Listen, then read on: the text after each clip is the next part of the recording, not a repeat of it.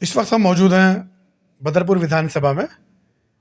NCP अध्यक्ष, राष्ट्रीय अध्यक्ष से बात करने की कोशिश करेंगे, उमा शंकर जी से।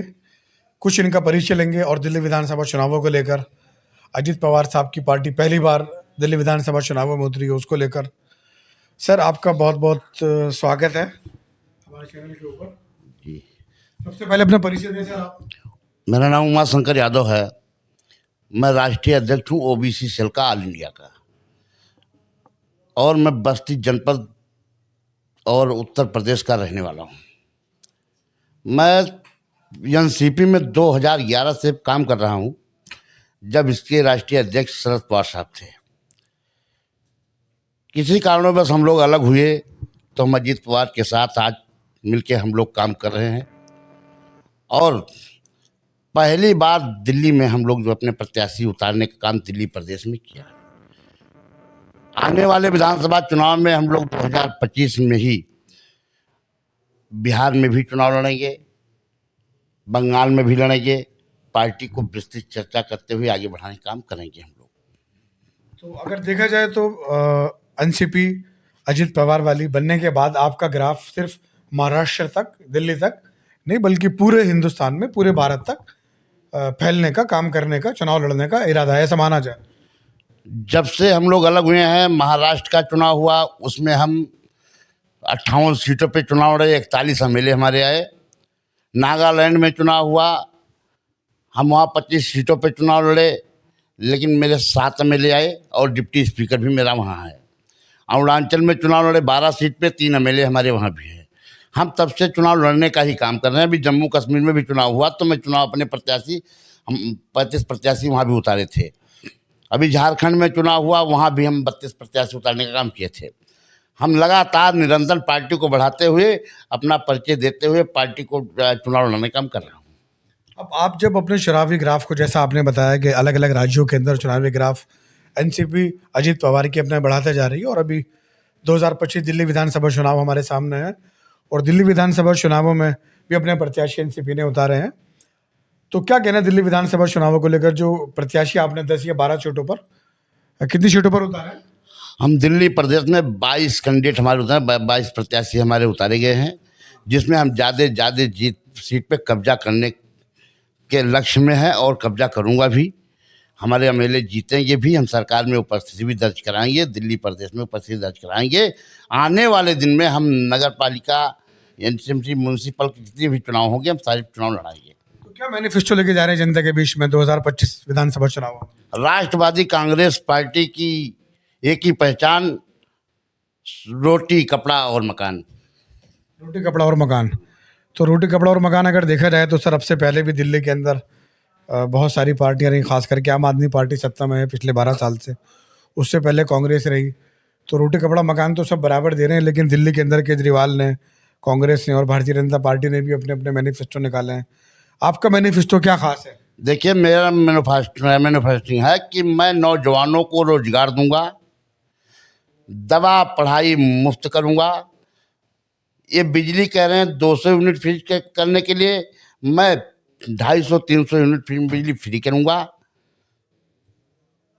और प्रथम वरीयता में जो हमारे पूर्वांचल के, पूर्वी उत्तर प्रदेश के, बिहार के लोग यहाँ आए हैं, यहाँ हैं, सबको रोटी कपड़ा मकान, बच्चों की पढ़ाई, सारे संसाधन मुहैया कराने का काम राष्ट्रवादी कांग्रेस पार्टी करेगी। तो सर, ऐसा मैनिफेस्टो में तो आपके कहीं नहीं कि जैसे भी आपने कहा कि 200, 250, 300 यूनिट तक आप फ्री देंगे? नहीं, मैन्युफैक्चरिंग के अलावा भी मैं काम करता हूँ। हमारे अजीत पवार साहब ने महाराष्ट्र में बिना मैन्युफैक्चरिंग के जो है आरक्षण देने का काम किया, जबकि आरक्षण का लोग विरोध कर रहे थे। ओबीसी का 27% आरक्षण महाराष्ट्र में देने का काम किया। और हम सहकारिता पे बहुत ज़बरदस्त काम करते हैं। हमारी पार्टी सहकारिता पे बहुत ज़बरदस्त काम करती है। हमारी ही पार्टी एक ऐसी पार्टी थी जो प्रथम बार सहकारिता लाने का काम की, और सहकारिता केवल गरीबों के लिए ही होता है। अगर ओबीसी को लेकर बात की जाए तो क्या किया महाराष्ट्र में आपकी पार्टी ने? ओबीसी के लिए बराबरी का दर्जा दिया, 27% आरक्षण, नौकरी से लेके, पढ़ाई से लेके सारी जगह दिया, हर चीज़ दिया। हर चीज़ है, तो ऐसा तो कुछ अभी जारी हुआ नहीं। नहीं, जारी कैसे नहीं हुआ? आप महाराष्ट्र चल के देखो तो, महाराष्ट्र की गली कूचों में देखिए, अजीत दादा का नाम है, अजीत पवार। हम एक दिन ऐसा रंग लाएंगे कि अजीत पवार का पूरे देश में परचम लहराएगा। तो ओबीसी का अगर माना जाए तो महाराष्ट्र चुनाव में ओबीसी से भी उनको वोट मिला, समर्थन मिला महाराष्ट्र चुनाव के अंदर। देखिए ऐसा है, हमारे नेता प्रफुल्ल पटेल साहब ओबीसी से आते हैं। अब बहुत ही बड़े नेता हैं, बहुत कद्दावर, बहुत ही मेहनती नेता हैं। वो हमेशा ओबीसी पर बहुत ध्यान देते हैं और सदन में, राज्यसभा में भी ओबीसी पर अभी उन्होंने बिल पर बोला भी है उन्होंने, आप लोगों ने सुना भी होगा। वो हमेशा ओबीसी के हितैषी रहे हैं।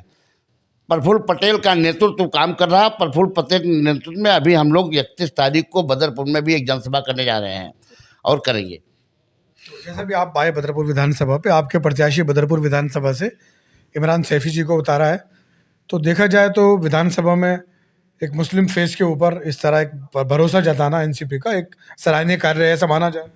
देखिए, राष्ट्रवादी कांग्रेस पार्टी एनसीपी जात पात का भेदभाव नहीं रखती है। हम सबका साथ, सबका विकास, सबका सम्मान करते हैं। हम इमरान भाई को मुस्लिम प्रत्याशी का जो चेहरा यहाँ दिया हूँ बदरपुर में, एक कर्मठ निहायत ईमानदार प्रत्याशी दिया हूँ, जुझारू दिया हूँ, और गरीब प्रत्याशी मैं अपने आप मैदान में आपको उतारा हूँ। इसके ऊपर ना तो कोई आक्षेप है, ना ब्लेम है, ना कहीं किसी लुटेरा है, ना तो कहीं किसी के ज़मीन का कब्जा है इसके पास। इसलिए मैं इस प्रत्याशी को, साफ सुथरी छवि वाली प्रत्याशी को बदरपुर में उतारा हूँ। इमरान सैफी इंशाल्लाह चुनाव जीतेंगे। तो अगर देखा जाए तो आपने जात पात ना रख के एक उनकी अच्छी छवि को देखकर, और भविष्य में और भी लोग अगर आपकी पार्टी में आते हैं, जुड़ते हैं आपकी पार्टी से, तो आप उनकी छवि को देख के उनको टिकट देंगे, ऐसा आपका कहना है? हाँ, और लोग जुड़ेंगे, मैं सबको चुनाव लड़ाऊंगा। साफ सुथरी छवि देखता हूँ उनके बारे में, अंदर तक मैं पता करवाता हूँ कि कहीं मेरे पार्टी में दागदार तो लोग नहीं आ गए। मेरे पार्टी में कोई भी दागदार प्रत्याशी नहीं है, ना मेरे पार्टी में कभी हो सकता है ऐसा। अच्छा, बदरपुर विधानसभा में अगर देखा जाए तो खासकर पूर्वांचली फेसों पर यहाँ राजनीति होती आई, और पूर्वांचली अच्छी तादाद में यहाँ पर रहते हैं। 30 से 35% पूर्वांचली बिहार से आने वाले लोग जो उत्तर प्रदेश से यहाँ पर आए, तो अच्छा खासा हार जीत का अंतर वो तय करते हैं।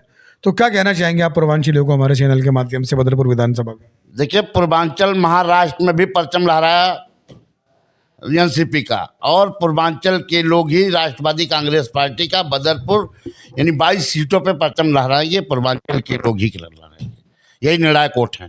क्या मैसेज देना चाहेंगे जनता को, पूर्वांचलियों को और बिहार के लोगों को आप? उनको अमन, चैन और शांति का संदेश देना चाहता हूं कि जब भी राष्ट्रवादी कांग्रेस पार्टी की सरकार रहेगी तो अमन, चैन और शांति और सारे संसाधन उनको मुहैया, पानी, बिजली से कहीं कोई तकलीफ नहीं होने पाएगी, और बच्चों को फ्री पढ़ाई करूँगा। तो ये थे हमारे साथ उमाशंकर जी, जिनका मानना यह है कि दिल्ली विधानसभा चुनावों में 22 प्रत्याशी हमने मैदान में उतारे, और ऐसा इनका मानना है कि 22 प्रत्याशियों के साथ 22 सीटों पर दिल्ली विधानसभा की कब्जा करने को तैयार है एनसीपी। तो आने वाली 5 फरवरी को दिल्ली विधानसभा चुनावों में कुछ कहना चाह रहे हैं सर? अभी कुछ कहना चाह रहे हैं? मैं एक पैगाम लेके आया हूँ, अलहे वतन हम शांति का, अलहे वतन हम शांति का पैगाम सुनाने आए हैं। अलग अलग जगहों जो बिखरे, हम उन्हें मिलाने आए हैं। लक्ष्य साधो, नींद जागो, हम तुम्हें जगाने आए हैं। यही मेरा पैगाम। तो ये बड़े अच्छे इन्होंने कव्यांश कहे, और अब देखना ये दिलचस्प होगा कि आने वाली 5 फरवरी को, जैसा कि उमाशंकर जी का मानना है कि दिल्ली विधानसभा की 25 सीटों पर हम अपने प्रत्याशियों को जीत का परचम लहराकर यहाँ से वापस जाएंगे। लगातार इनकी टीम दिल्ली विधानसभा चुनावों में अलग अलग जगहों में काम कर रही है। देखना दिलचस्प होगा कि 5 फरवरी में जनता किस तरह इनको मानती है, चुनती है। तो जुड़ रही हमारे चैनल के साथ। मैं तारिक नासिर, आपका खैर मकदम।